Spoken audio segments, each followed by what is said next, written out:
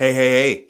My name's Davon Williams. Today, I would like to identify as the Eastern Principal Delegate for the Actors Equity Association. Right now, something very interesting has happened. A guy named Timothy Hughes, has taken it upon himself to start a petition. When he started that petition, a bunch of names were put on it. He requested a town hall to discuss what equity was doing when it came to safety, the pandemic, and getting everyone back to work. That escalated, and now we have a town hall coming April 8th. However, as I tell the story just like that, things have already gotten complicated in the Facebook groups and in the messaging, and this has turned into a whole story for the New York Times. So today I was like, you know what? I just want to get to the core of what's happening. So of course, I asked Tim, hey, will you show up? And mind you, we've never met before. And he was like, yeah. And then I asked the president of the union. She was unavailable. So going forward, I would like to go back to something very important in what all this is connected to. The Black Theater Matters bill. The Actors Equity Association is having its first times out. If you're hearing this for the first time, where have you been? We are in season 2 of this show. You know what's going on. Last week's episode got over 9,000. 2 episodes before that was 10,000 people. I'm assuming you know. But just for the one person that's showing up for the first time in the 11th episode of the 2nd season of the show, the Actors Equity Association is having a convention. And at this convention, delegates like myself are coming with ideas and resolutions to make things better. One of them submitted by me, but actually created by over 500 passionate people, is the Black Theater Matters bill. And I'm going to give it to you straight. Can I give it to me straight?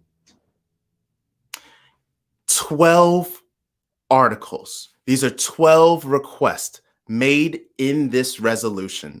One being that we do more educating for our members. One is that we look back at the history. And if you remember the Negro Actors Guild episode, I think that makes the case of why having our history pulled, extrapolated, and put on view is so important for people appreciating what a union can do. There's an article here, I believe it's Article 5, which talks about the idea of a green book, creating a way for us to decide where we want to work, how we want to work, what these theaters are doing based on statistics. And then another one that's pretty interesting to me is Article 3, drag performers, teaching artists, cruise performers, and Spanish-speaking theaters deserving the right to be a part of this union. It makes sense, but for some reason, there's a little bit of pushback. You could take this down. There's a bunch of other articles. We've made our way through it. But today, halfway through this show, we're going to focus on that. I've brought back Vinchell from episode 8 of How to Be an Ally, which was a phenomenal, hilarious episode. Today, we also have Jackie Cox, who has kindly given of her time to come talk to us about what her experience has been as a drag performer. And I specifically reached out to Jackie because, again, I'm very new to New York. I'm a baby. I can tell you more about all the other regions, but I moved to New York right before the pandemic. And what I find so interesting is that Jackie has such a connected career to the New York theater scene, but is not union. And I really want to get into that because I believe if we were unionizing these performers and stage performers in general, Jackie would be under a really good healthcare plan known as, what is it? The Equity League? She would be beautifully covered under the Equity League. That's what I'm getting at. But I've spoken enough. What I would like to do is I would like to introduce Tim Hughes. We interrupt our regular programming for this breaking news. March 19th, 2021.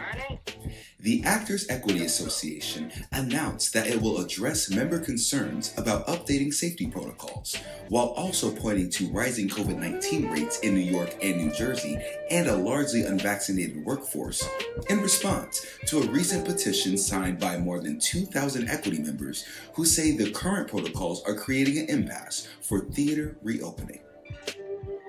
As part of the petition, signatories asked for a town hall moderated by Davon Williams, host of the Receipts and AEA Eastern Principal Delegate, in which members can ask about how these protocols will be adjusted so that actors can get back to work. Today, the Receipts invites the author of said petition, Timothy Hughes. Timothy Hughes is a stage and film actor based in New York City. He was most recently seen as Worker and understudy for Hades in Hadestown, the 8-time Tony Award-winning musical, including Best Musical. He originated the role of Pabbie in Disney's Frozen on Broadway and made his Broadway debut in Chaplin the Musical. Timothy can be seen as the strongman in 20th Century Fox's The Greatest Showman, starring Hugh Jackman. He was in the national tour of Chitty Chitty and has starred in productions at theaters across the country, including the Muni, Music Theater Wichita, Fulton Opera, Goodspeed Opera, Maine State Music Theater, St. Louis Rep, Music Theater West, and Cincinnati Playhouse. He is a proud graduate of NYU's Tisch School of the Arts and CAP 21. We are happy to welcome to the Receipts, Timothy Hughes.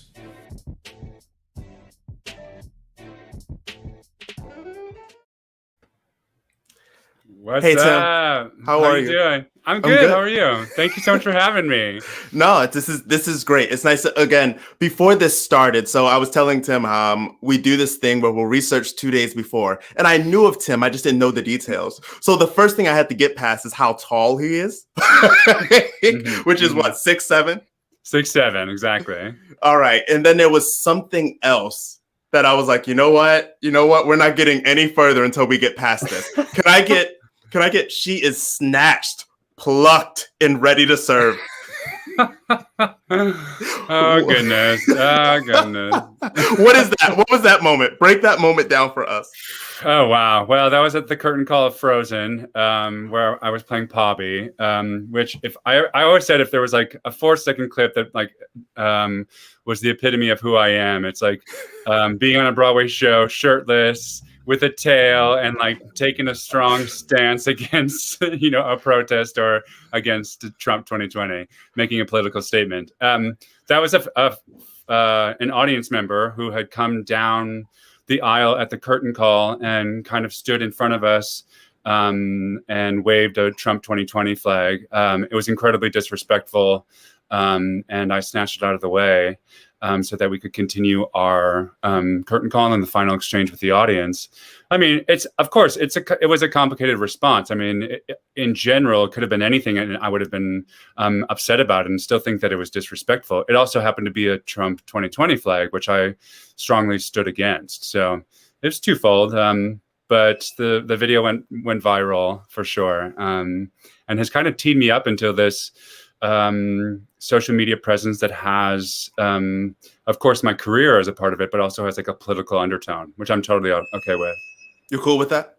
Totally. Mm-hmm. All right. So I think you just broke a little bit of news for me here, because when I was reading, it was like this person was in the front row. This person didn't even have a front row ticket.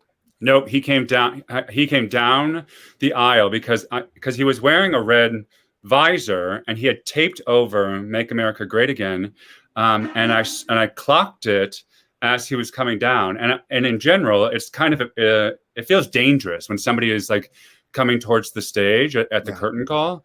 I mean, I remember for Frozen specifically, it was the first time that we had a cast meeting about like bomb sniffing dogs and those kind of security procedures. And that just is the changing dynamic of Broadway and New York City. So the fact that somebody was coming down the aisle like that, I definitely clocked it on my radar right away. So it was in the corner of my eye as it was happening. All right. Okay. That's good to know. Because I was definitely like, why would someone pay for a front row ticket to pull a stunt like that? Like, okay. I think he was balcony seat. I think he came down from the balcony. Time's out. So this happens. Do the producers say anything to you? Does the union say anything to you? What was the response? I was like kind of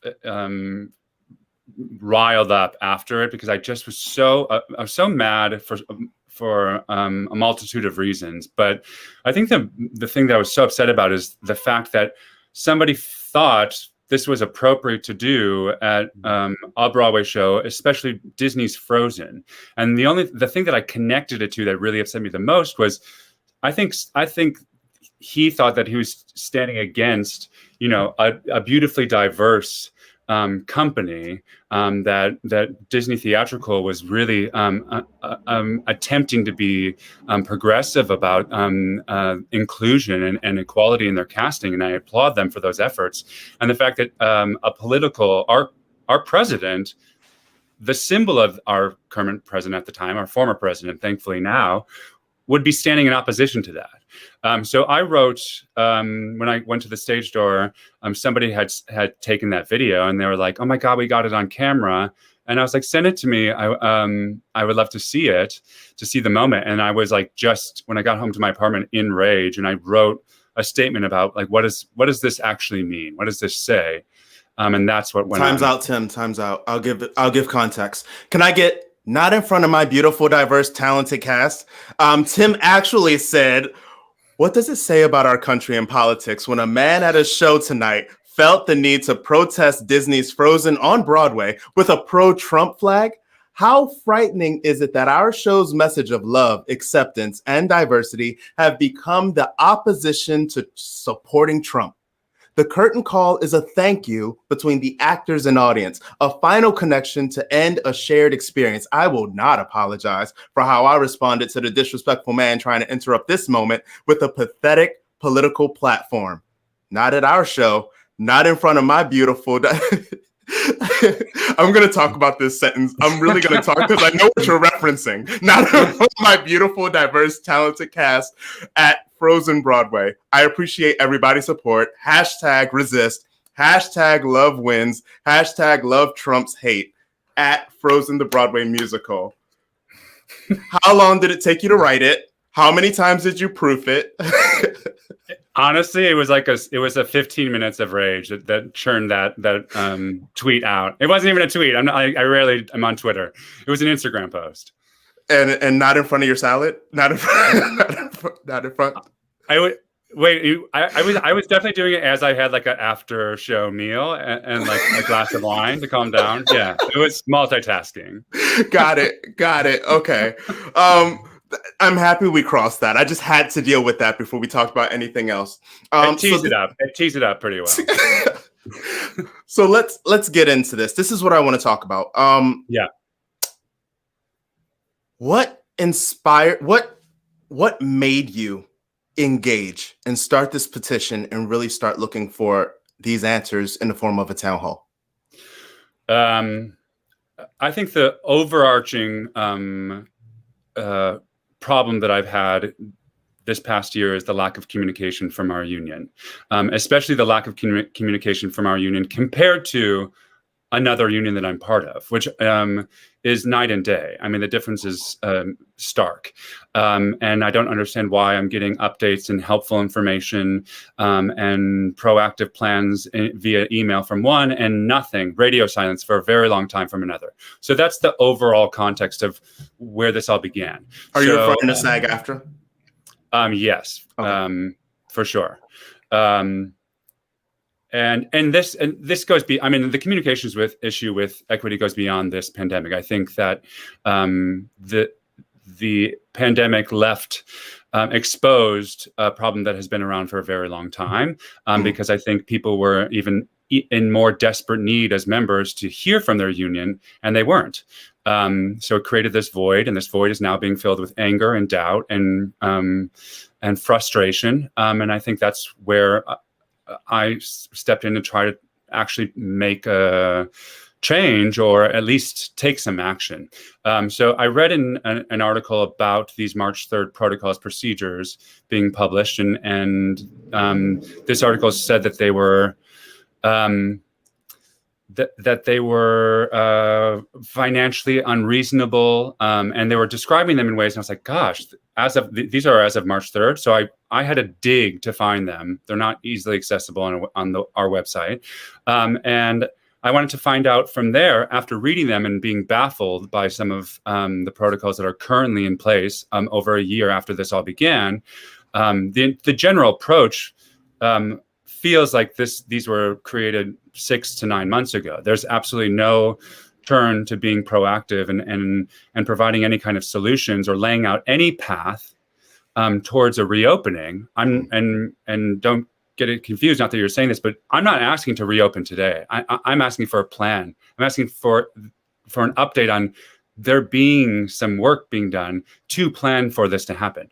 And when we see, as of March 3rd, a year after this happens, that there are just continued roadblocks and impossibilities for Broadway producers and, most importantly, regional theaters across this country to try to make plans to reopen a season after a year of bringing in no money, I was shocked. So I wanted to find out who wrote those, who's responsible for creating these, like what are the names? And it's a dead end. I went online. I was like, who are the names of people that are creating these? I find out that it's a staff team from Actors Equity led by Dr. Michaels, and that I'm yet to hear of one actor, one member, one stage manager who was included in the conversation to create those. And then the other element that shocked me was that counselors, our elected council of 82 members, was not made aware that these had been updated or published on the website. And they had never discussed them, the details of them. And most of them had not been aware that was happening. So my next action was to email each of those counselors individually. So I sent 82 emails, because a lot of the time the response at this point, under the structure of our union, as members, our only way to voice our concerns are directly to counselors or now to delegates. And you would think that the delegates being elected would have broadened the reach, the accessibility of people attempting to get some answers. And it's shocking that only about 40% of council members responded to my initial email. All I asked was— How many? About 40% of 82. Just out of curiosity, what did your email say that people felt like they didn't need to respond? All I asked was, are you able to be reached at this email? Is this a good way to communicate with you? And 2, do you support the current protocols and procedures that were updated as of March 3rd?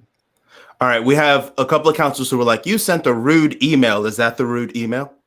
No, the rude email was probably in the exchange that happened after that, because that there was nothing rude about the initial email at all. But I found it very concerning that people would be just saying, yes, I can be reached here, and yes, I support the protocols and procedures. You don't, I mean, that is unrealistic. It's an unrealistic standard to be met by anybody right now. And you're going to just try to deflect and be dismissive about that answer without even acknowledging the complexity of this issue. I mean, that is a blatant, I don't want to hear from you. And a lot of people were like, responded very later on and said a lot of concerning things that I was like, well, maybe you shouldn't be in council if this is too hard for you. If you're not responding to members with concerns, I don't think you're doing your job well. Did you ever hear from the president? Did the president ever respond to you? Never. Going back to the flag snatch too, I never heard from the union at all. I have never heard from Kate Schindel at all. And from there, because I was being very vocal, I started hearing from a handful of theaters that I'd worked at across the country, a handful of members, a handful of concerned people. And I was like, something needs to be done.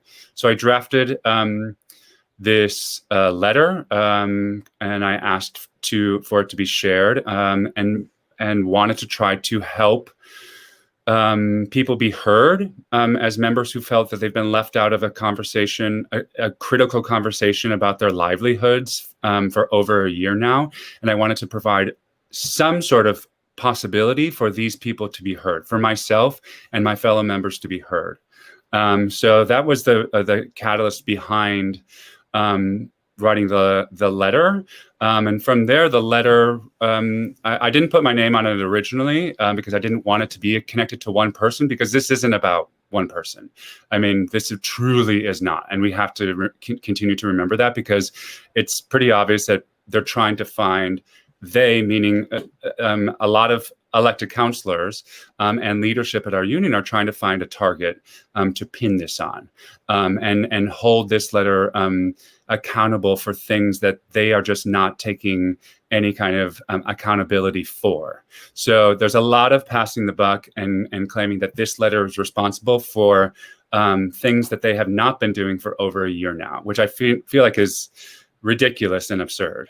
But I did not include my name until over 500 people had signed, and then I started posting the signatures, and then I had sent at that point the letter to all of the council members and Mary McCall and Kate Schindel, and then I continued to, as the momentum of the letter and that movement continued to grow, I continued to update them with the names, and I sent additional names each day that were posted from there. So that's the summary of where basically we are. Oh no, from there,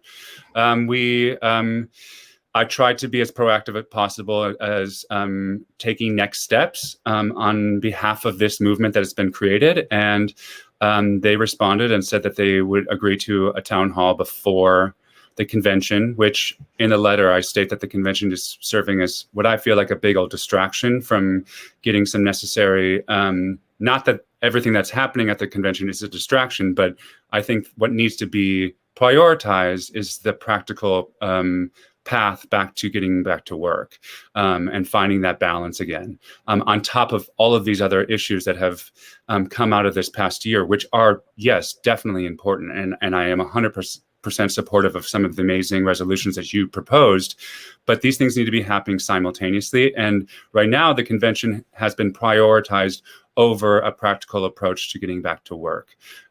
So they said that they would grant us a town hall.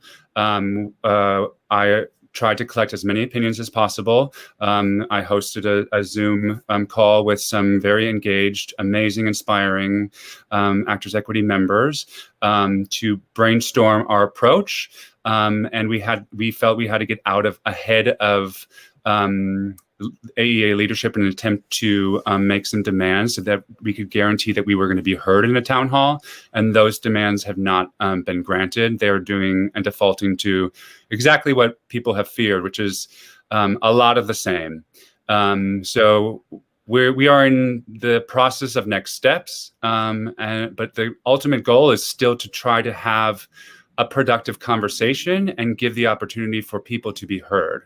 For anybody who doesn't know the context, members' voices in Actors Equity has been eliminated from membership meetings before the creation of the convention, which this will be our first. Members were able to voice their concerns and problems at membership meetings. And from there, they were able to propose their resolutions as concerned members.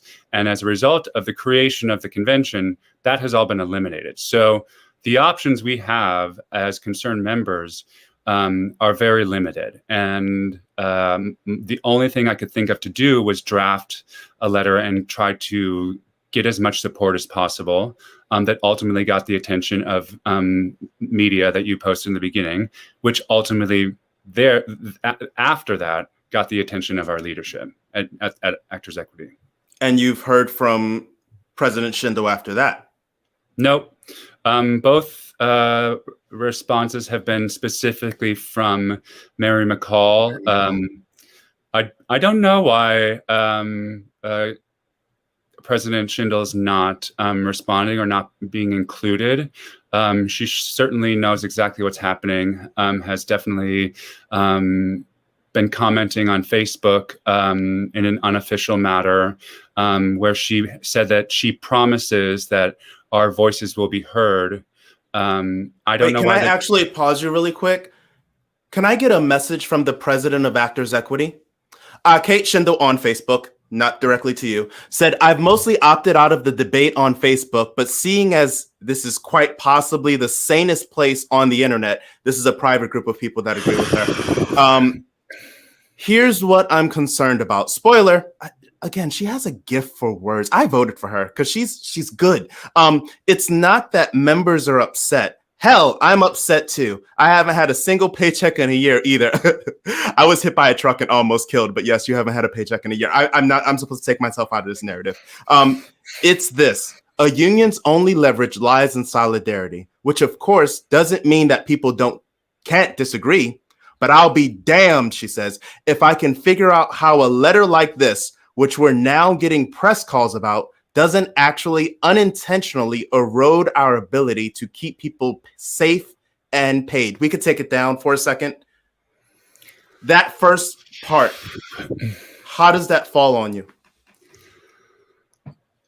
That is unbelievably problematic on every level. That's the most we would have heard from our leader, our elected leader of the union. And it is in a private Facebook group that she was somehow felt confident to post that diary entry in, as opposed to actually taking the time to write an email or letter or any response to communicate with all members. I think that is incredibly telling. And the comment about leverage is baffling. If she wants to conflate this letter with the loss of leverage in our union, she is severely mistaken. I mean, we can go back. Do you think you're being scapegoated for any losses that take place during these current negotiations? They're going to try, but the reality remains that, like, if there's, if there is any loss of leverage, that goes back to when we agreed to touring tiered system and the CETA contract and the mishandling of the 99-seat theater agreement. Those are all the instances that you started losing leverage.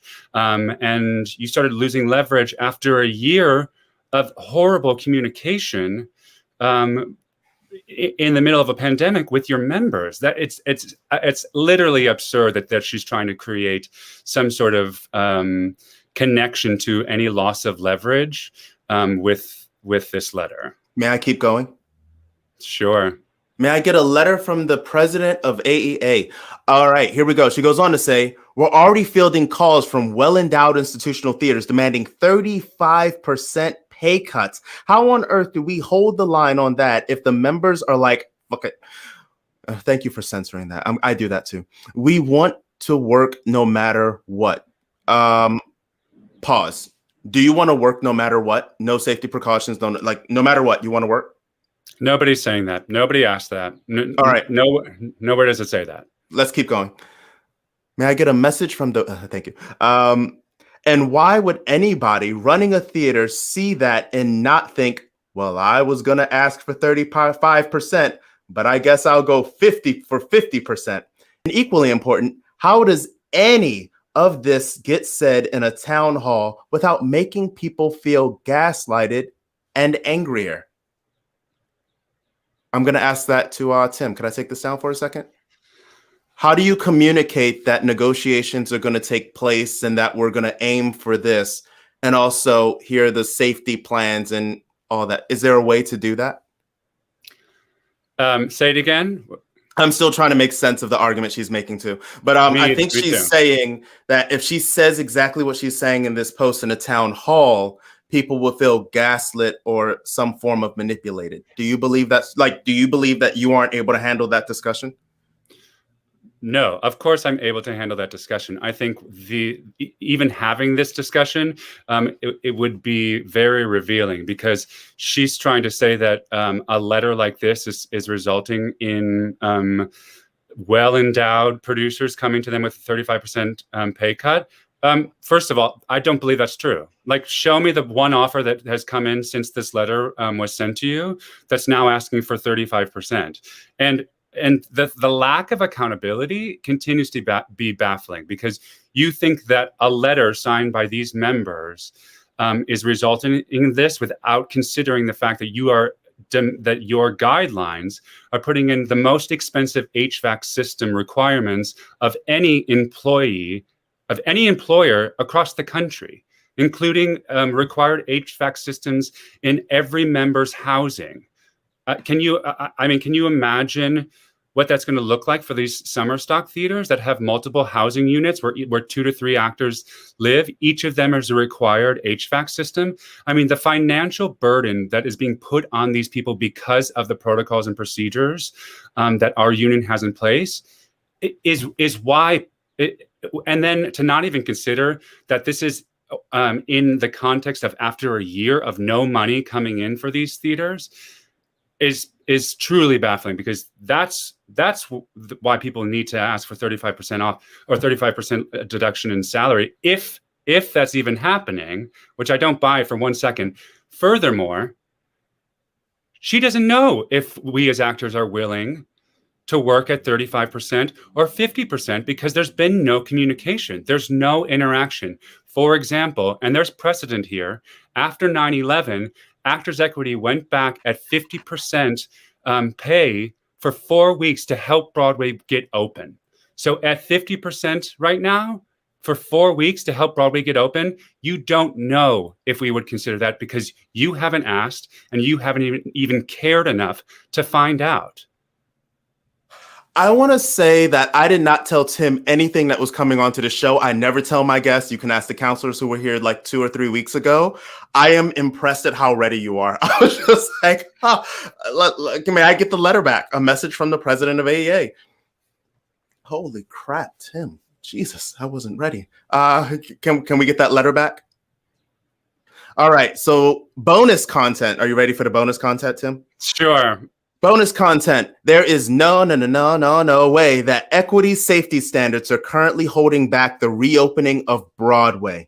That's all about being able to open at 100% capacity. From everything that has been both publicly and privately stated, privately and publicly stated, I'm messing up her words. Sorry, Kate. They haven't even approached us about Broadway safety standards yet. ETA, I mentioned this only because there has been discussion here, and they're indicating same. It's just not accurate. Wow, my reading skills today. I'm really sorry, Kate. I'm usually better at this. I'll pull that down really quick. Is Broadway the center of the universe? No. I mean, this is insane. It's literally insane. There's absolutely no inclusion of any other theater across the country, anything other than Broadway, as the part of that paragraph, even though the rest of the country and all those theaters still have to abide by the same guidelines that are in the March 3rd updated protocols and procedures. Okay. Do you believe, I believe she specifically says Broadway. Do you believe that AEA has had an impact on the regions? Yes. I mean, if we had this conversation 6 months ago, the fact that she's so focused on Broadway is also part of the concern, because Broadway also happens to be in the epicenter of where the pandemic was. So based on the numbers alone, you would assume that areas outside of the epicenter of a pandemic might be able to return to live theater before New York City, plus the demographics of the city and the amount of space and the actual design of Broadway houses. The fact that is the number one concern, and is trying to distract from the lack of work that's been done for everybody else across the country, is complete manipulation. I don't know who she's attempting to appeal to with that message, but I truly don't understand it.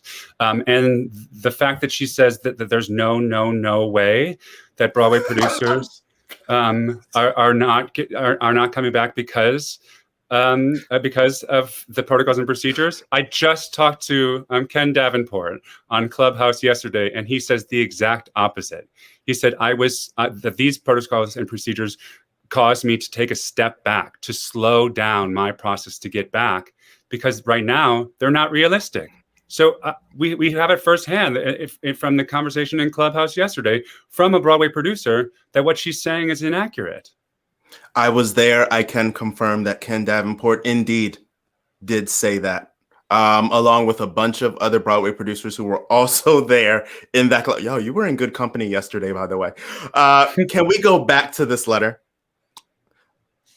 Now, theoretically, we could slap some big old disclaimers on safety and just throw the gates wide open. But then what happens to vulnerable people?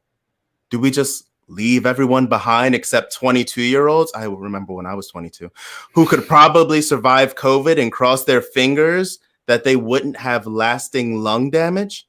I will have more answers tomorrow. Right now, that's what RN stands for all you cool kids. RN is just a mass of questions in my noisy brain. If anyone has good vibes to spare, I would appreciate any and all. Kisses. Oh, thank you. All right, can we pull that? What are your thoughts on that last little bit? Well, I'm surprised that she didn't put it in her diary and instead to put it someplace in a public forum, because that's ridiculous. I mean, that's truly outrageous.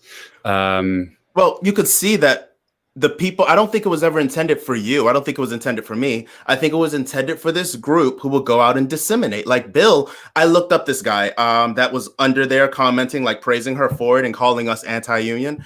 What I find very interesting about it is when I looked him up, he's pro-black. Man, every other post is with a black man. Like, when he's speaking out, he's going to the protests, he's doing things, but it's very tough to separate. It kind of reminds me, like, again, the 45th president, where you have these people who are so brainwashed, they're so like, oh, I want to believe everything you're saying. I'll do your bidding. I'll do that. It's almost that idea of like riling up this crowd of people who aren't going to listen except to what she's saying. So do you think it's working? Like, do you think you have an answer to that? Yeah, I mean, if we would be willing to have a conversation, I think what she's saying is that she wants the risk of COVID infection to be zero. And that's not realistic. And that's not what we are living through right now. We have seen in every aspect of my life outside of my livelihood, I am taking on a daily risk, and I have to find and evaluate that for myself. Am I willing to ride the subway? Am I willing to work out with a mask on? Am I willing to eat indoors at 50%? These are the balances that everybody is attempting to put into place, with the reality that COVID infections are not going to be zero, but we are proactively attempting to eliminate that risk as much as possible. And the only way that the COVID infections will be at zero is if we just continue to not work. And it's so, instead of that approach, instead of looking at it like this must be zero, we need to open it up to a proactive approach and follow the momentum that the entire country is on, and have a proactive approach about we are going to do, and we are going to have some trust, which, as you can see in one of the earlier paragraphs, she clearly does not trust that these producers across the country are going to be in it for the right reasons, and that she's basically accusing them of being greedy and asking for 50%, which she equates as a problem resulting from this letter, which is outrageous. But what everybody else is saying in our communication is that with this element of trust, with this collaborative effort, we can start making plans and proactively approach these protocols and procedures, with the acknowledgement that this will continue to evolve, with the acknowledgement that vaccines will continue to be implemented, and with a plan in place to allow for the reality of a business to start getting back on its feet. I mean, we have to acknowledge that when theater is going to be ready to reopen again, we have to be 3 to 4 months ready for that, 3 to 4 months prior, in order for people to start selling tickets, start making arrangements, start making those investments to actually get people to buy tickets. So it is a complete perspective shift that needs to happen. That clearly is very problematic right now at this point. All right. I just want to clean a couple of things up. Do you know who Logan Benedict is? I know him just on the Facebook conversation. I know him as a counselor. Did you know him before the petition? Do you know who Ira Mont is? I know who Ira Mont is, yes. You knew him before the petition? I knew him before the petition, yeah. So part of the issue is that there were names that showed up that were duplicates, and you know how the Google system is and all that, but there were specific counselor names. And then, of course, could I get, did you really? One. So on a Monday, I sent an email to Ira Mont being like, hey, I have to know, did you really sign the petition that led to the town hall that's happening? Can I get, did you really, too? He says, no, I did not sign it. I am taking it from your email that my name is on it. Thank you for letting me know. I will be looking into it. Sincerely, a very displeased officer. Not with you. Thank you, Ira. So I'm surprised you got a response. I haven't gotten a response to my email to Ira. That's my response. That is I don't know why things happen the way they do, if I'm being 100% transparent.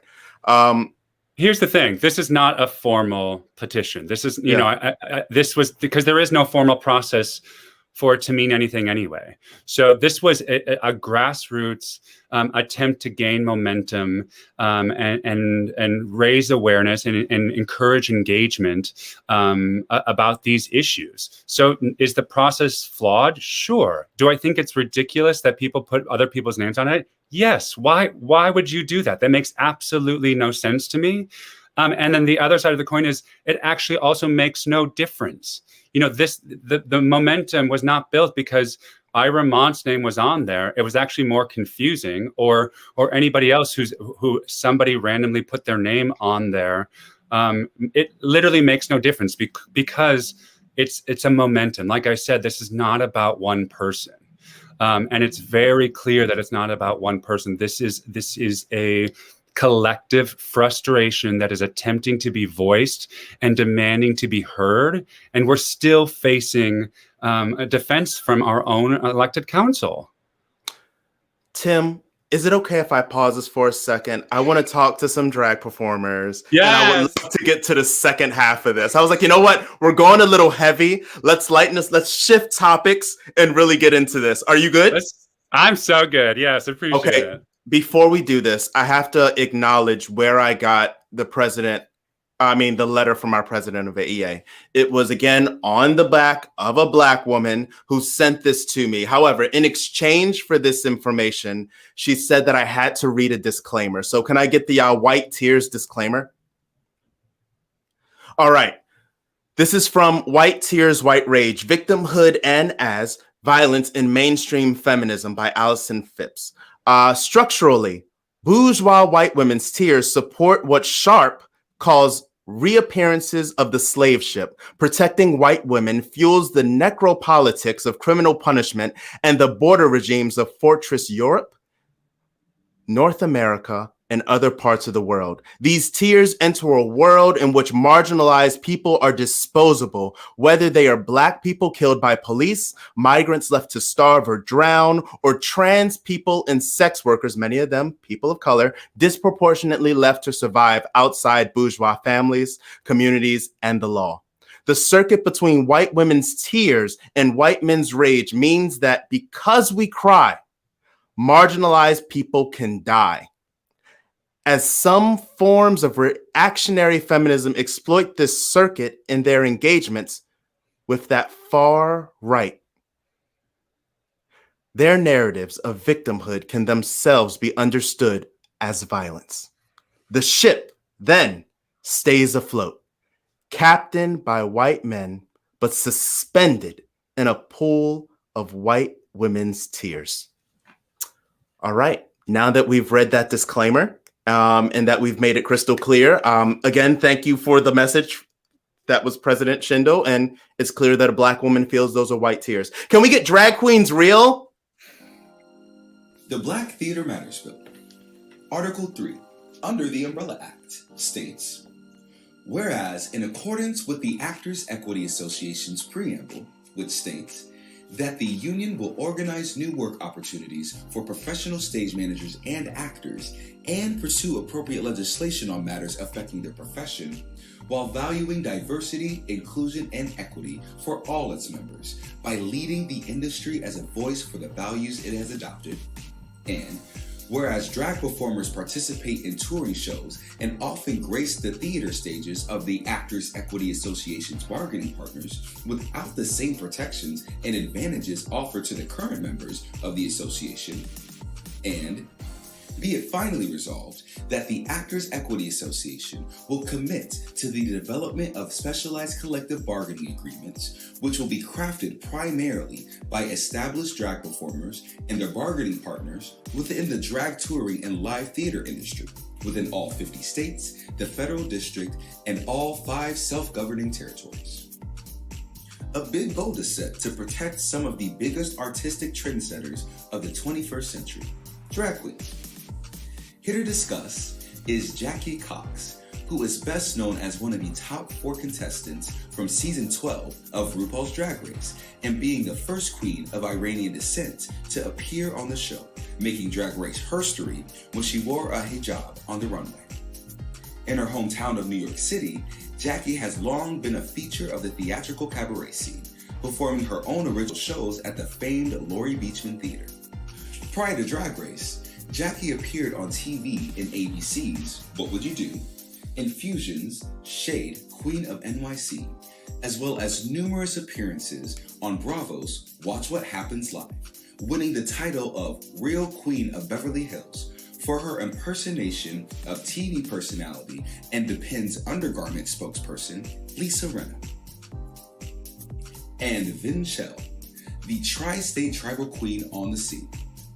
She performs consistently 6 nights a week in Philadelphia, New York, New Jersey, Delaware, and Maryland. Vinchelle was voted 2017 Philadelphia Drag Queen of the Year, as well as Best Hostess of the Year. She hosts and produces several shows in the tri-state area, including award-winning Black Girl Magic Philly, a show highlighting local Black entertainers, and The Black Diaries, a weekly digital talk show. Her main purpose in drag is to make sure you have a good time, as well as use her platform to promote Black excellence and spread her African culture. Let's bring it to the runway. Category is an equitable space for drag queens.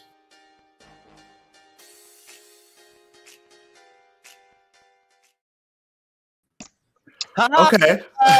Hey. Come on with the intro. We love a good intro. We've upgraded since season 1. I see. I love it. I love it. Okay. First off, thank you, Jackie. Thank you, Vinchelle. Thank you both for agreeing to be here. This idea, I remember when it was first thrown my way of like, has anyone tried to organize the drag performers and things like that? I was like, wait, I don't care if they have tried or haven't. They should be under our umbrella. Like the amount of work just in, what is it, 877 billion. That's how much money the entertainment industry was bringing. I believe drag has produced a lot of that, a lot of that money. So first off, how are both of you today? Vinchelle, you go first. You're too gorgeous. I've got to take a back seat. Oh, thank you. Just as long as we don't go HD, I'll be all good. But I am doing great. I'm doing great. I'm trying to keep a positive attitude and a positive outlook on life with a lot of things that's happened within the past year and a half. I'm still being an activist in my city. I still showcase a lot of the Black performers in the city. I still do Black Girl Magic. We actually just won for the second time in a row best monthly show at the Philadelphia Drag Awards. So we're gonna keep going, keep on moving and grooving, and I'm just trying to stay positive. I love that. I am also trying to stay positive. I've been here. I think I've been in the 10 block radius of Hell's Kitchen for almost the better part of the last year, 24/7. I'm feeling okay. I'm feeling hopeful. I'm feeling like this vaccine is happening, and once it is rolled out, that things will move more quickly. But I think listening, especially to your conversation with Tim earlier, it was so eye-opening for me because, drag exists in a world that is like drag performers are the cockroaches of entertainment.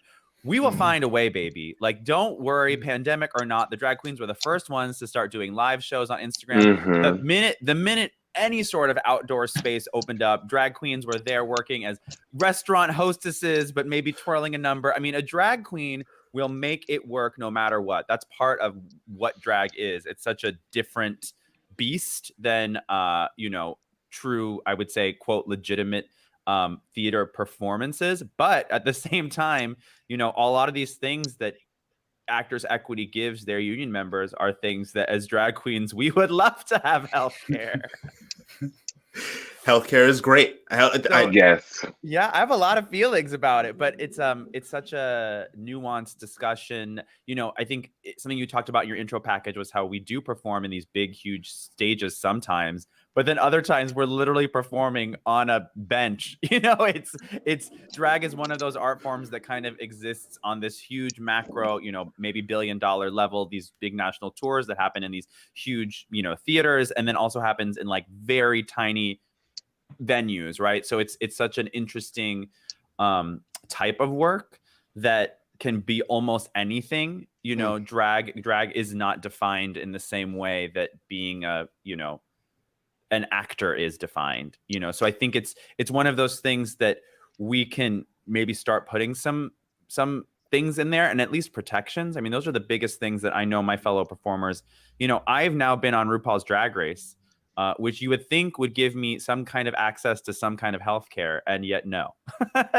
Being on RuPaul's Drag Race gets you nothing, in terms of that piece of, I have to go buy insurance privately, just like almost any other freelancer, which is tough, and that at minimum would be a lovely thing for a drag performer to find a way to earn. But it's tough because most drag performers don't perform in big equity houses. Most drag performers perform primarily in small bars, in underground places. That is where drag is birthed. And it's, you can go from that level to national stardom. Unlike the theater world, you kind of work up into usually a big equity house, but it's definitely different for us. So with that, there's a lot of complications, but certainly there's a lot of need and desire. Vinchelle, I'm sure you feel the same way. Like, we literally throw our bodies around on that stage, and there is nothing there other than hopefully some a workers' comp. I mean, who knows? We're often not even employees of the bars we work at. We're just paid in cash under the table. Right. A lot of times, nowadays, a lot of bars are giving us W-9s and putting us on the payroll. But typically, you just get paid cash under the table. And, a lot of times, just like what Jackie said, we do a lot of stuff on stage. We are already wearing heels, which can already be a risk in some way, But also, we're going on stage. We're performing on some of these stages with which are not the best, not the safest stages in a bar, because they're not. Bar's meant for a bar, right? Not for a show. So we have that. But I definitely think so. However, I will say that there are some bars that do offer health insurance. I was working for a bar that did provide me with health insurance. I'm not working for that bar anymore, but I was working for a bar that did provide health insurance. So I was a big advocate about telling everybody, like, hey, if you are a bar and you have X amount of drag queens there and you do weekly shows and monthly shows, maybe you should provide some kind of health insurance. And it works for one place, so hopefully other places will hop up on that as well. That's huge. I see someone in the comments right now asking, no, RuPaul's Drag Race girls are not SAG-AFTRA. Yeah, that's the question I wanted to pull up, actually. Yeah. Can we pull that bad boy up? Yeah, we are not in a union. All right, while we wait for that one to come. Okay, there we go. Girls aren't SAG-AFTRA, and I think there was another person who was also asking about AGVO. As of now, you can confirm that, Jackie? Yeah, we are not. We appear on television as ourselves, in like most reality shows. So we are not actors on even though we do a lot of acting on RuPaul's Drag Race, a lot of performing, in scripted and unscripted things. We are appearing as ourselves. And so we are not actors in that sense. Of course, some RuPaul's Drag Race queens have gone on to do shows on Netflix or movies and whatever, and then they become part of SAG, but not from doing RuPaul's Drag Race itself.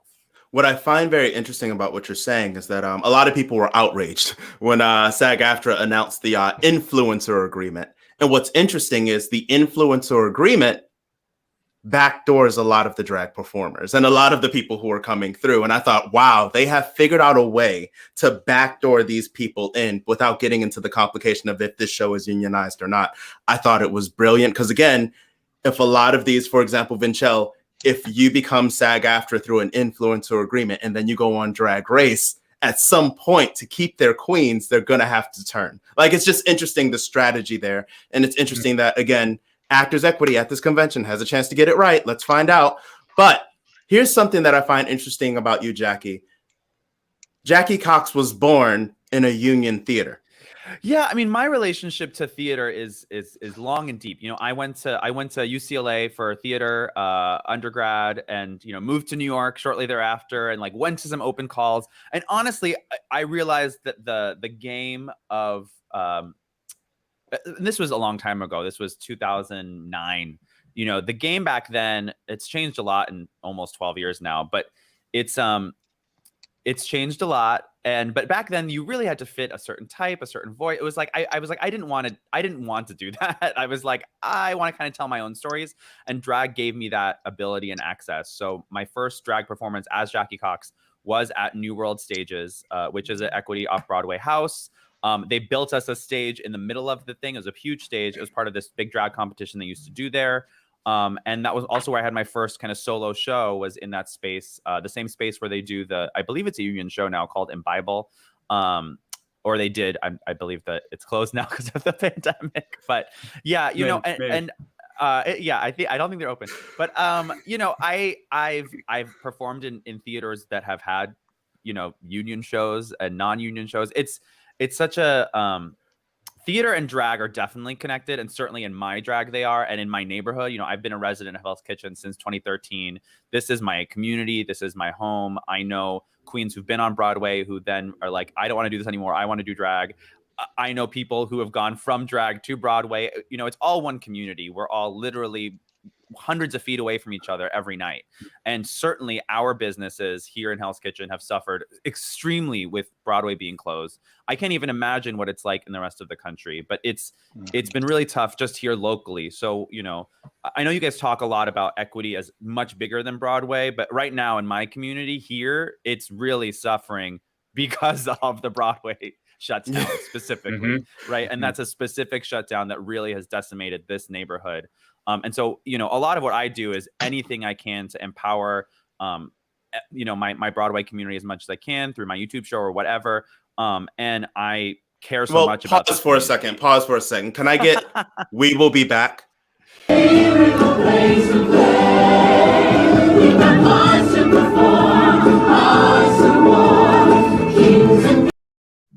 How did you get there? How did it happen?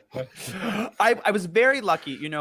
When this started, Be an Arts Hero, which, you guys know, reached out to me to say, like, Jackie, you're a big voice in this community, as I have been, can you get involved? And so I met some people through them. And then I think they're the ones who kind of helped me get into this. And it was so cool performing alongside, actual Broadway performers. And I think it was more to show solidarity between off-Broadway, cabaret, drag, and Broadway. It's all one family. They're all performers. Some are union, some are not. All of us want the same things. The biggest one is for us to be able to reopen responsibly and safely in whichever ways we can. I think to your earlier conversation with Tim, no one is saying that we want everything to reopen like it was before, and it's nothing. Like, we're obviously going to have to make compromises, sacrifices, changes, safety precautions, potentially changes in pay or the ways we work and all of those things.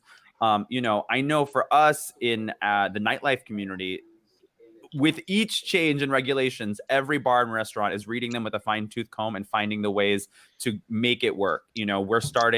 I'll be doing my first indoor performance in New York City in over a year on April 5th at Industry Bar. Like, we are finding ways to make it work. And literally, I waited till this moment because I wanted to wait until we had some kind of rules and regulations in place. But it is tough. It's tough. All right. We have a question coming up. Can we hit that? All right. Do home bars tend to provide any support? I know a lot of drag artists are employed by bars, but I don't know how much comes of that. That's for both of you. Case by case, right? Yeah, definitely case by case. Like I said earlier, I was working at a bar that did provide me with insurance, which was also it was health insurance, but also had it also covered dental and eye and vision as well. So I had a good little cute little package. And I know I don't work there anymore, but Luxury. long story. We'll talk about that later. But I'll text you about it. But yeah, so that was it just truly depends. But I also feel like you as a drag performer, you need to communicate that more, especially if that's your home bar, if that's a place that you're at all the time. Like for me, I'm at industry all the time. So I would talk to, like people like Chris or anybody else at industry and say, hey, can we have a conversation? And I think that they will be open to talking about. I think a lot of times that we just as drag queens, as Jackie was saying earlier, we are kind of like the cockroaches. So we kind of just mind our P's and Q's and not really, we just get our money and leave. We don't really think about anything else. But I think it's also really good if we do communicate and say, hey, like if I'm at this bar 3 to 4 times a week, right? What can we do for me? How can you all help me out? Like, what can you do? So you have to just communicate for sure. All right. Before we get into this next question, there's a reason I asked specifically for both of you. I look at both of you as activists. Actually, all 3 of you. Get it. But could I get Shea Butterwork? Oh, Lord. All right. So Vinchell in an interview goes, I host a podcast called The Black Diaries. It's something I started during the quarantine, and it's one of the best things I've done. Season 2 starts in January, and I'm really, really, really excited about it. I also have Black Girl Magic Philly, which was on hold in December because I was doing a lot of Kwanzaa events. But that will start again in January too. We'll be having the 2-year anniversary for that in February. I also work for Jocks, which is a Black-owned gay bar here in town. I do the Turnout Tuesdays there. It's online now. I have a lot of corporate gigs with companies like Pico and Visit Philly. I'm blessed to have the work. Does your activism ever get in the way of that? Of what? Of that work with Pico and Visit Philly and the Black Sports Bar? No, that's a great question, actually. I was like, what are you talking about? That's a good question. No, but yes, because I've noticed that it's never hindered it. Let's put that. Like, it never hurt it. But I did notice, and I talked about this on the Black Diaries, when everything was happening in June of 2020, as I like to call it, Black June, when that was going on, a lot more people hit me up versus more than ever, because I am such a big, quote unquote name in Philadelphia. A lot of companies were like, literally probably searched Black drag queens in Philly, and I probably came up, and I got so many messages. And at first I was like, okay. And then it took me, I remember I had a long conversation with my mom about it, because I was like, I don't know if I want, because not all money is good money. I'm going to put that out there. But also, I did say no to a lot of things, because some of these people would message me that would never come to a Black Girl Magic live show. Mind you, Black Girl Magic has been going on since February of 2019. So these people have never showed up to the show. They've never supported me once ever. So half of them didn't even follow me on any kind of social media accounts, but they wanted me to be a part of a show so they can look good. So I was dealing with that a lot last year with a lot of the bigger companies, not the ones named I've worked for way before everything was going on in 2020, but some of the other places that was messaging me, I feel like it was only because I was Black. That's the only reason why. It wasn't because of my talent. It wasn't because of what I do. It was only because they want to look good. And that was and I was dealing with that with the Philadelphia nightlife community in general. A lot of people were just messaging me out of the blue. Hey, I hope you're doing well. No, you don't, because you never even speak to me when we're at the gig. You never talk to me, but now you want me to be well, so it's, yeah, that's my answer. While you breathe that out, could I get, for the first time in Drag Race history, Jackie, talk about it. I will never forget this moment. I said, represent, wench, represent. Talk about it. Look, I am so honored that this moment is something that people will forever associate with me. I was obviously very emotional when I did it. I get emotional looking at this photo. I get emotional thinking about this moment. I get emotional thinking about, at this point, countless messages I've received from queer and non-queer folks in the kind of entire Manasseh diaspora, Middle Eastern, North African, and South Asian diaspora, folks who saw themselves represented in this moment. I was, I think there's a lot that we can talk about in terms of representation on stage, on screen. I certainly think that, where we are as a country is about really acknowledging the differences for all of us, where we come from, what privilege we carry with us, and what privilege we don't have.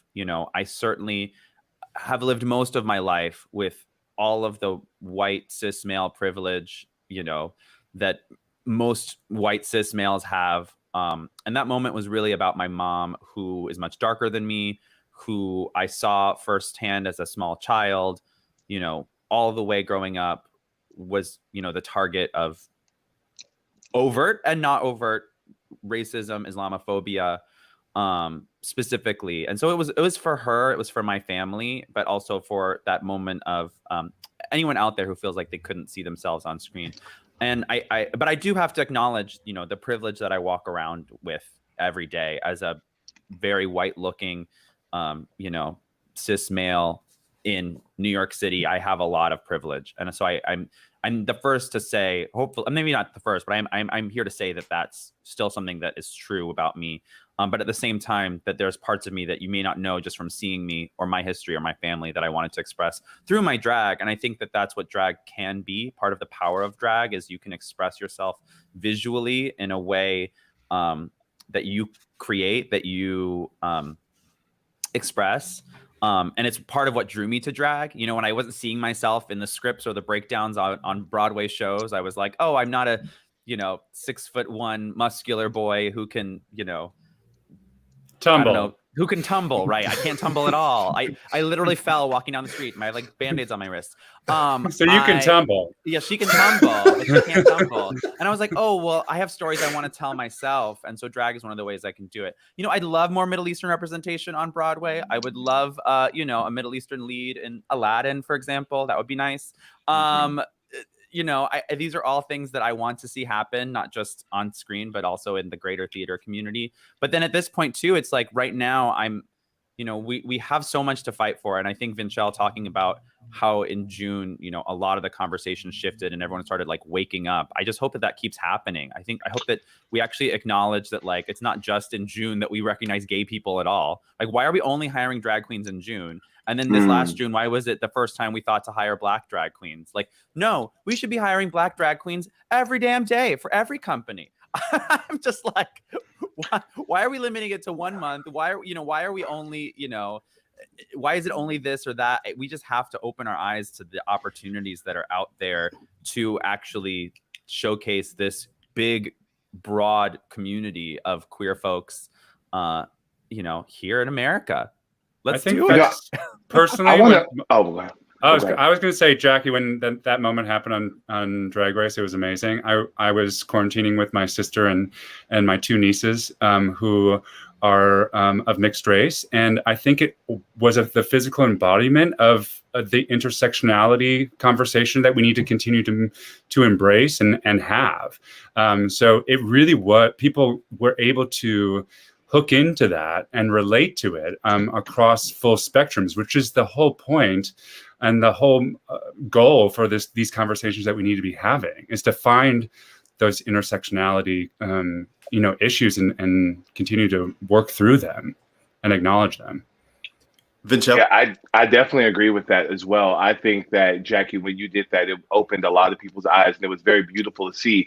But also, let's not forget that Widow Bondu wore an amazing, amazing outfit representing the African-American culture as well. And I thought that was so sickening. And to have y'all both on stage together, that was really, really amazing. And I thought that was so powerful to see because, you get a theme for Drag Race and you're like, honey, I'm going to just try to work it out, but it's like, you really brought it to your culture, and both you and Whittle did. And I'm such a huge Jackie Cox fan, and I'm also such a huge Whittle Monju fan. And I'm just want to put that out there. But that whole episode was so beautiful to see, especially as a tall, large Black man watching that. It was so great to see someone like that and you on TV as well. And I also just want to quickly talk about theater as well, because I don't know if you even know this, Davon, but I was an equity card holder myself for a little bit. I know. I know. Okay, I don't do it anymore because I'm kind of just like what Jackie said. Like I was doing lots of different theater shows. I was like, on tour and off Broadway and stuff. And every single time I was doing that, I always got notes. Vincent, that's my name. Everybody, hi. Vincent, don't. I always got notes and I always got fined. When you were in the big playhouse, you get fined because I always switched up the notes. I would riff things. I would always make things my own. That's when I realized that theater was not necessarily. I like theater. I love it. We went to University Arts together. We love theater. But I realized very quickly that theater might not be the best suit for me because I don't like doing the same thing each time in the show. And just like what Jackie said, my first time as Vinchell, I was able to get on the mic and say and do whatever I wanted. Or even if I have like weekly shows, I can literally switch it up and do different things each time. And that's what just drew me to drag versus theater, because I was heavily into theater. And so much power in that, right? So much power in that. Yeah. And if Davon know, like if anyone knows me before I did drag, I was like, I'm only doing theater. I'm gonna be on Broadway, and it was just like, no, like that's not what you want. That's what you think you want to do. And I realized that I love the aspect of really being able to do whatever you want to do. It's so liberating and it's so freeing versus having to stick to a script every time. No shade, there's nothing wrong with that. I'm going to be in a stage show coming up next month, so she's getting back. She's dabbling back into it. But after that show, I'm going back to do my other show at the nightclub and doing what I want to do. You know what I mean? Do it all, baby. Do it all. Do it all. Mm-hmm. All right, y'all. I would like to get into one discussion topic. Is that okay? Whatever you want. It's your show. Whatever, I like to like bounce off. It's ours. It's our show today. What if we were like, no, I'm going back. Okay, next question. No, let's do it. Let's talk about it. Sorry to switch it up to my PSMs. Could I get the Sly comment?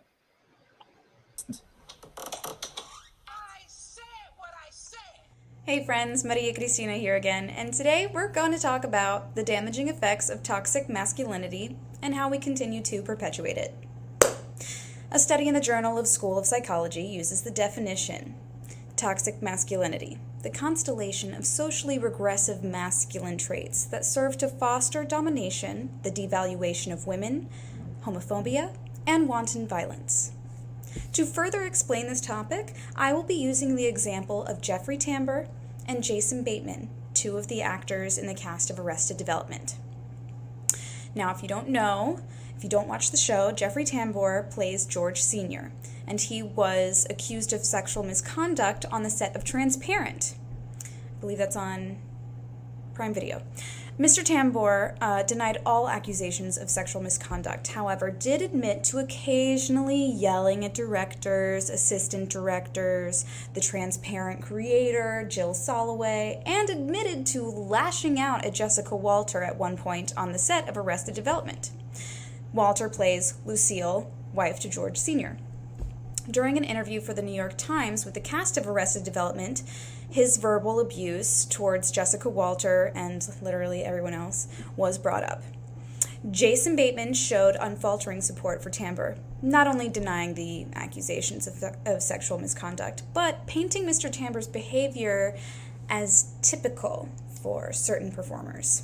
Bateman stated that there's no reason why he shouldn't be in the upcoming seasons. He also stated that we've all done that, referring to the way that Tambor verbally abused and harassed Jessica Walter on set. Bateman, and I quote, "Again, not to belittle or excuse it or anything, but in the entertainment industry, it is incredibly common to have people who are difficult. You know what, why don't we just listen for ourselves?" It's a very amorphous process, this sort of bullshit that we do, making up fake life. It's a weird thing, and it is a breeding ground for atypical behavior, and certain people have certain processes. But that doesn't mean it's acceptable. And the point is that things are changing and people need to respect each other differently. Great, yes. So Jason Bateman did end up apologizing for his comments. Do we need to read it or hear it? I feel like he showed his true colors on the matter, so regardless, he did apologize. But the fact that his comments were made at all, and in 2018 no less, is discouraging, to say the least. This is a prime example of how scenarios of these forms of interaction are more often than not treated as individual, isolated incidents to be evaluated with subjectivity, rather than addressing root causes of misogynistic behavior towards women. In other words, what are the patterns in these incidents? What would inform men's reasons for behaving in this manner? What structures encourage this behavior and have not been addressed? I think this instance is one of many that shows the importance of addressing structural root causes that continues to perpetuate damaging behavior. Imagine if we were to break this cycle of toxic masculinity.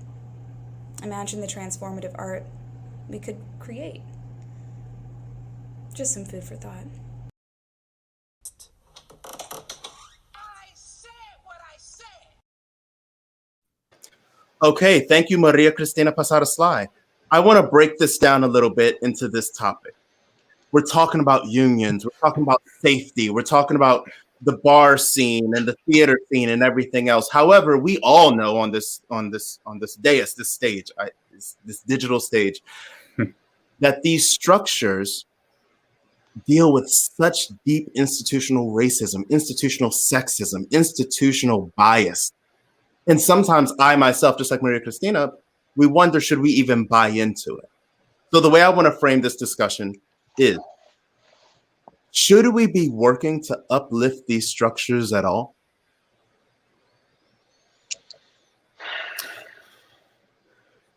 Uplift as in promote, or uplift as in uproot?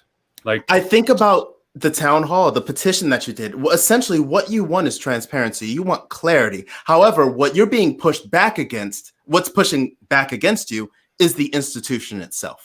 It's protecting itself. And the thing is, once we're in there, let's say we infiltrate, we do all this, are we really breaking and uprooting and changing the culture? Or are we just helping it evolve so that now we are on the other side of the gate, making it harder for others? I think about that a lot. What do we do by adding drag queens to the union and adding this form of transparency in this one area? Does it mean that we set a precedent for everything else? I mean, I'll say this, I hear, this comment comes, and there's so much misogyny in American society, period. Right. There's just so much misogyny that we as, assigned male at birth, right? I think I'm not going to assume anyone's gender, or expression, but we are born into this world that hates women, that treats women like less than, that treats any feminine characteristics as less than, that treats a man who has any feminine characteristics as less than. And, I certainly encountered that as a very gay presenting performer when I first moved to New York City. I still hear from dancers, friends of mine who get notes. Hey, can you dance a little less femininely? I hear things like this all the time. I see on Broadway, we have these, we ask queer men to present as dominant heterosexual men all the time. I see now things are changing, hopefully, and we're seeing more representation of what a man can be that includes feminine traits, and will hopefully tear into some of this misogyny. And then I also, hopefully, I'm just seeing more women at the head of the table. I would love to see more women at the head of the table. And I've been lucky in a few of the union kind of things I've worked with have been under women. Like Laguna Playhouse, I worked under a woman, in that theater there. And it's unfortunate, right, that we are still such a male-dominated society. That Broadway, which is one of the most queer-friendly places, still has these strains of misogyny, femphobia deep within it that are so hard to break out. You know, you're still casting for 7 Brides of 7 Brothers. Like, why? You know, what are these shows anymore? Why do they even exist? You know, and at the same time, we're moving beyond that. But it is the root of theater is in this expression of mid 20th century, you know, societal and gender ideals, which are just not, which I think we've done as much as we can as society to break them down. But like, are our stages reflecting those things? I don't know. Would drag queens being part of this union help that? I would hope so. I would love for, you know, drag queens to be the first people who were called to play drag roles on Broadway. I do love, I will say this. I love that many male performers have discovered their art and their love of drag through shows like La Cage, Kinky Boots, etc., which is amazing. And drag is for everyone. But I would love if these shows actually cast people who have become these artists themselves, right? Drag is something that hopefully when you discover it, it accesses something inside of you that you have to express, which is why you do drag. Drag is not comfortable. You're in heels, you're in pads. It's not easy. You do it because you have to do it. You love it so much that you have to do it. And so I would love if we, you know, if one day there's a world where that's respected a little more, and it's not just, you know, something that people think is a costume you can put on. Drag is somewhere between a total performance and then part of your soul. You know, it's something. It's somewhere in between, and I'm not going to sit and pick it apart for everyone else. But for me, it's definitely somewhere in between. I definitely absolutely agree with you. And I think it's crazy too that with Broadway and with theater in general, you know, growing up, a lot of times, you know, I think we all are of the same age where we grew up, and it was always, you know, a male character or a female character only. That's all we had. That's all we knew. And I think it's crazy how when we were, when stuff opened up for like Kinky Boots and La Cage, when we were finally able to show our truest forms, they would still not cast the people that live their life that way, or we would still have to mask ourselves and get cast as this masculine role or this straight presenting role. And especially, I always noticed that being a Black actor, I'm 6'5", so there's no way. I've been told several times by several different directors, which is also another reason why I've kind of shifted my focus from theater as well, that, you know, you can't be feminine on stage. You know, I'm a drag queen, but out of drag, you know, I'm a cis gay man, and I'm, you know, feminine or non-feminine. I don't know what I am, but I am something, right? I am who I am. You are something, baby. I'm something, honey. Yes. But when it always made me very insecure being on stage. And I specifically remember when Davon and I were in a play together and at UArts, and we both had to play these heterosexual men. Ooh. And, you know, we both got notes about how we had to act a little bit more masculine. We both got Davon luckily I got red down by being too gay. I want to tackle this. I'm pretty sure this guy's never going to see it, but the director, here's the issue that I had specifically with that show. Mind you, other person that was in that show was Brett Gray from On My Block, the person that's currently in that Netflix show. But here's the issue I had. Every single one of us had to perform through a white lens. He sat there, he told us we were doing an Ibsen piece, and then he's like, but I wanna bring the Black culture into it. And not one part of the Black culture, nothing we brought to the point to where I had done all this homework on how to marry this stuff. And you saw the moment I shut down on that show. I said, where do you want my body to go? When do you want me to say this line? What do you want me to do? I'm not engaging in this anymore. I'm gonna ride the clock on this show. But yeah, that was also one of the things, like you just said, that was a huge death blow to my love for theater. Like that was huge. I'm sorry, Vincenzo. I wanted you to chime in, because that's what I said. Like literally, we both, and like I will never forget, we both experienced that at the exact same time. You know, we both are tall Black men, and we are supposed to act a certain way. And I will never forget doing that show. I'd be backstage, and it's so funny that the girl Brittany Richardson, like we both are in the LGBT community, so we both were on stage like, girl, we don't want each other. But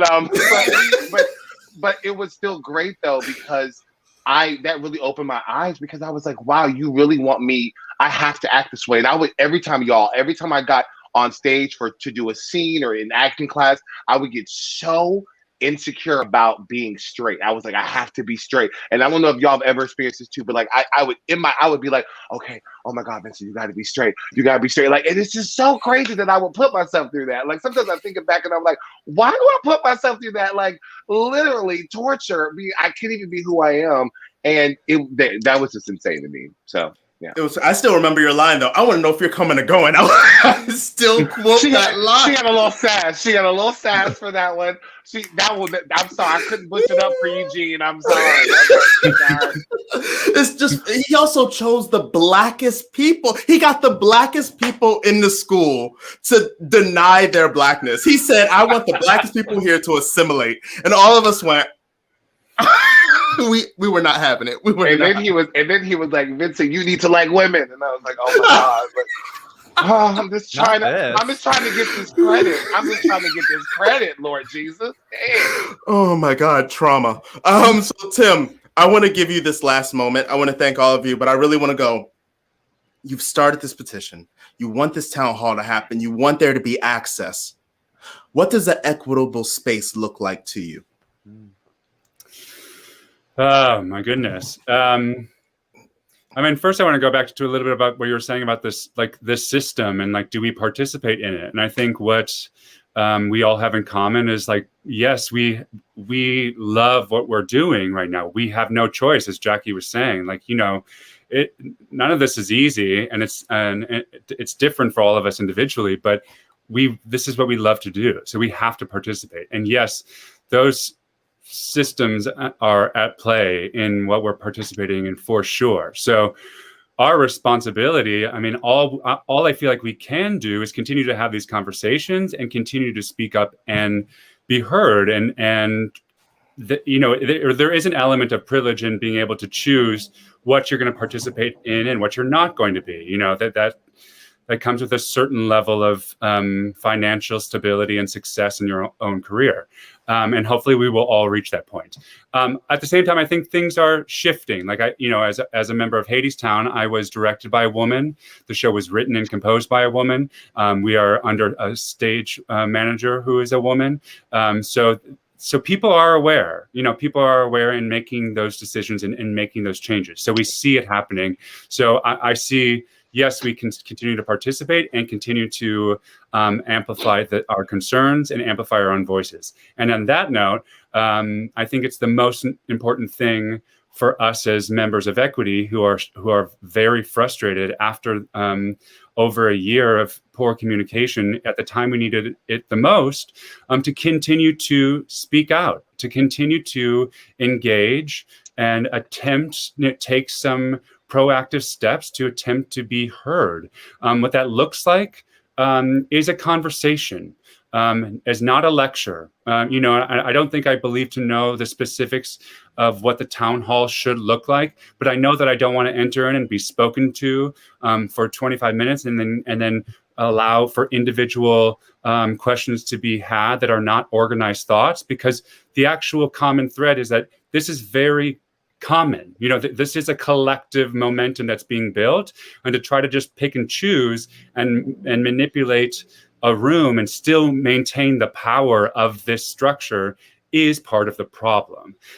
So if there was an actual conversation of a table, an equal playing field that we could be on, that's what it would look like for me, for us specifically, you know, with our issues at Equity. And I think for this system that we're up against in general, that's the ultimate goal, is to try to find a table where there's an equal playing field. All right. I want to thank you all for coming. This has been a fun one, y'all. This has been engaging too. Jackie, Vinchell, Tim, if you ever need anything, let me know. I appreciate every single one of you. Again, after you do the research for a show, I always look at people and be like, wow, they did all that. I want to give the last moment to a guy who just emailed me his bio. His name is Galloway Stevens. So for next week's show, that's the April 1st show, I will be coming from a new location. I will be in a new location and I'll explain why on that day.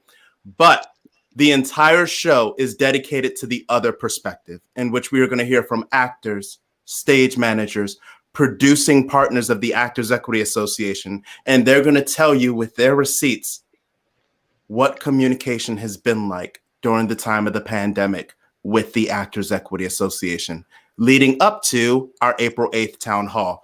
But I wanted to start with one of the first videos that came in.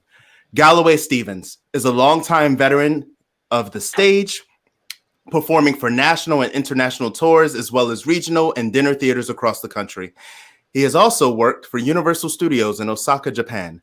Galloway also contributes to the entertainment world as a choreographer and director, and currently serves as Associate Artistic Director for Oregon Cabaret Theater in beautiful Ashland, Oregon.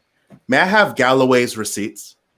Hello, everyone. My name is Galloway Stevens.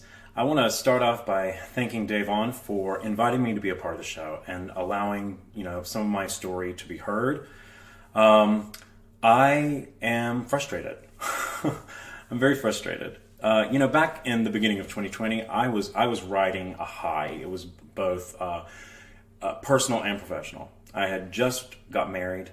My husband and I were returning home from our honeymoon when 3 weeks later, the world shut down. And along with it, the theater that I worked for and do continue to work for full time in both company management and as a performer, had to shut its doors.